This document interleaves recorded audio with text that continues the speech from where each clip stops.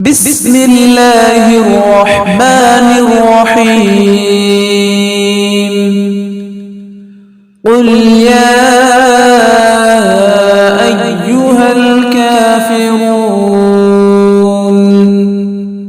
لا أعبد ما تعبدون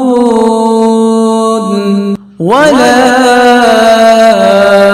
أنتم عابدون ما أعبد ولا